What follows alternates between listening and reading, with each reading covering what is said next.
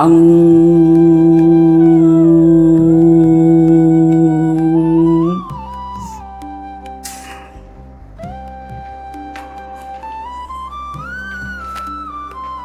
అం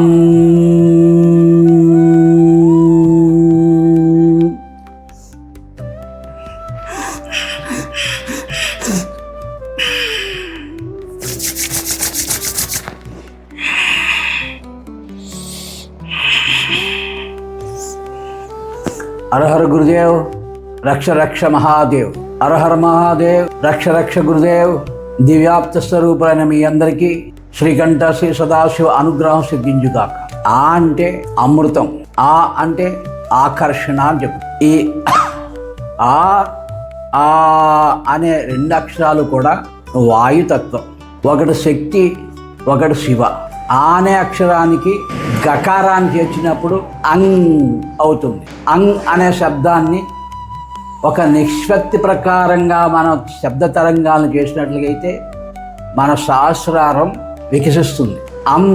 అనేటటువంటి అక్షరాన్ని, దీర్ఘాన్ని ఒక నిష్పత్తి ప్రకారంగా ఉచ్చారణ చేసినట్లయితే మూలాధారం ప్రజ్వలన అవుతుంది. ఈ రెండింటిని కలిపి చేయడం వల్ల శివశక్తులు రెండు ఏకమవుతాయి. అర్ధనారీశ్వర తత్వం వస్తుంది.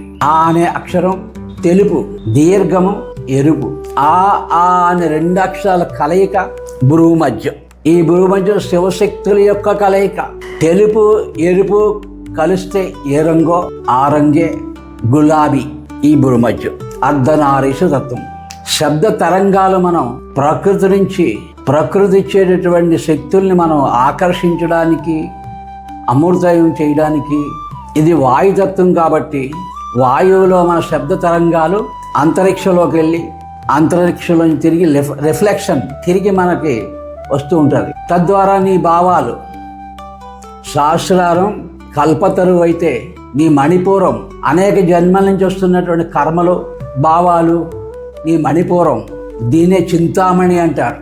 ఇక్కడ కల్పవృక్షం నీడలో ఉండగా మణిపూరంలో ఉన్న ఆలోచన భ్రూమధ్యంలోకి రావడం వలన కామధేను అవుతుంది. మంచి కానీ చెడు కానీ నువ్వు ఏదనుకుంటే అది లభిస్తుంది. కామధేను అష్ట ఐశ్వర్యాలు ఇస్తుంది, అష్టభోగాలు ఇస్తుంది, అష్ట కష్టాలు ఇస్తుంది నీ భావాన్ని బట్టి. ఉదాహరణకి 50 సంవత్సరాల క్రితం మన ఆంధ్రప్రదేశ్లో అమృతరావు వర్ధిల్లాలి, విశాఖ ఉక్కు ఆంధ్రుల హక్కు, ఇందిరా డౌన్ డౌన్ అని ఆంధ్రప్రదేశ్లో ఉన్న ప్రతి ఒక్కరూ కూడా విశాఖ ఉక్కు కోసం పోరాడారు.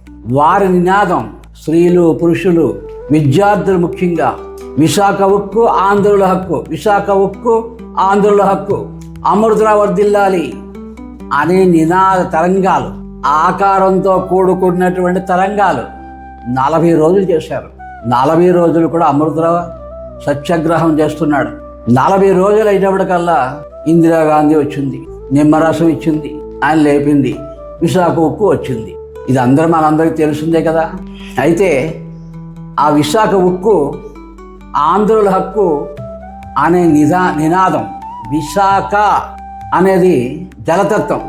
ఈ జలతత్వం యొక్క ప్రభావం విశాఖ ఉక్కు అనేది కూడా విశాఖ ఉక్కు, విశాఖ పట్టణము వి రెండు కలిసి దానికి మ్యాచింగ్ కుదిరింది. దినదిన అభివృద్ధితో విశాఖ ఉక్కు అభివృద్ధి అయింది. మరి ఈ రోజుని విశాఖ ఉక్కు డౌన్ అయిపోయింది. ఎందుకు అంటే టెక్నాలజీ పెరిగింది, చదువులు పెరిగినాయి, మీ మాటలో తీరి పెరిగింది, మాట పెరిగింది, మారు పెరిగింది. ఏమొచ్చింది? Steel pant. మీరు ఏం చేస్తారు? స్టీల్ ప్యాంట్లో జాబ్ అండి, స్టీల్ ప్యాంట్లో జాబ్ అండి. ఈ తకారము వాయుతత్వం అయింది. విశాఖ ఉక్కు జలతత్వం అయింది. అప్పుడేమవుద్ది? ఈ వాయువు వలన ఈ జలం ఉప్పెన వస్తుంది, మ్యాచింగ్ కుదరలేదు. శబ్ద తరంగాలు నీ ఆలోచన, ప్రకృతిలో నువ్వు వాడేటువంటి భాష, శబ్ద తరంగాలు, నీ పేరులు, నీ ఊరు, నీ ఉద్యోగం, నీ వ్యాపారం, నీ ఆలోచన, నీలోంచి వచ్చేటటువంటి తరంగాలే ప్రకృతి తీసుకుని తిరిగి మళ్ళీ ప్రకృతి మనకి ఇస్తుందా లాభాలు. నీ వాడికే, నీ ఆలోచనే, నీ భావమే, నీ కర్మే నీ ఫలితం అవుతుంది. కానీ అక్కడ ఏమీ రాలేదు మనకి, నువ్వు కోరుకున్నదే. అలాగే ఇప్పుడు ఆంధ్రప్రదేశ్ భాగ్యనగర అభివృద్ధిగా ఉంది. బకారం పృథ్వీతత్వానికి జలతత్వానికి సంబంధం ఉంది. భాగ్యనగరం ఢిల్లీతో సమానంగా ఉంది. మరి ఆంధ్రప్రదేశ్ ముక్కలైపోయింది. ఎందుకు ముక్కలైంది? తెలంగాణ వేరు, ఆంధ్రప్రదేశ్ వేరు. ఈ తెలంగాణ ఆంధ్రప్రదేశే భాగ్యనగరానికి ప్రతికూలం అవడం కారణమైంది. అందుకనే ముక్కలైంది. ఈ రోజుని ప్రతి ఒక్కరూ కూడా తెలంగాణ వాసులందరూ కూడా మీ నివాసం ఏంటంటే భాగ్యనగర వాసులు అనండి, మీరు అభివృద్ధిలోకి వస్తారు. తెలంగాణ వాసులు కాదు. అలాగే ఆంధ్రప్రదేశ్ అనే వాడుకలో ఉన్నటువంటి ఈ ప్రజలు, ఈ రాజకీయ నాయకులు అందరూ కూడా అమరావతి నగర అనండి, అభివృద్ధిలోకి వస్తారు. ఎందుకు? ఆ యొక్క శబ్ద తరంగం యూనివర్సల్ తీసుకుని తిరిగి మనకి ఇచ్చేటటువంటి మెరాకిల్ ప్రతిబింబం. అద్దంలో మనం ముఖం చూసుకుంటే మన ముఖమే కనబడుతుంది. నువ్వేమనుకుంటే అదే నీకు వస్తుంది. నీ శబ్దంలో ఉన్న లాభం కారణం పృథ్వీ జలము కలిస్తే అందులో నీ సంకల్పం విత్తనం వేస్తే పండుతుంది. అదే జలములో కానీ భూమిలో కానీ అగ్నితత్వం కలిస్తే ప్రతికూలం అవుతుంది. ఈ అక్షరాల్లోనే ఉంది సమస్తం కూడా. మీ పేరులో, మీ భాషలో, మీ ఊరిలో, నీ ఊరికున్న అక్షరానికి నీ పేరుకి సంబంధం ఉందా లేదా? నీ పేరు ఎన్ని అక్షరాలు, నీ ఊరు ఎన్ని అక్షరాలు, నువ్వు చేసే పని ఎన్ని అక్షరాలు కూడా మీరు సరి చేసుకోవడం మీ చేతుల మీదే ఉంది. తద్వారా మనం విజయాన్ని సాధించగలుగుతాం. ఇలాంటి విజ్ఞానం మనకి కష్టం ఎందుకు అనుభవిస్తున్నాం? ఎంత శ్రమపడినా ఫలితం ఎందుకు రావట్లేదు? నేను మంచివాడిని, దేవుడు అంటే నమ్మకం ఉంది, సమాజం అంటే నమ్మకం ఉంది, మంచిగా జీవిద్దాం, మంచి చేద్దాం, చేతనైనంత వరకు ఉపకారం చేద్దాం, లేకపోతే మౌనంగా ఉందాం. ఎవరికి ఎప్పుడు ఏ హాని చేయలేదు, ఆయన కష్టాన్ని అనుభవిస్తున్నాను.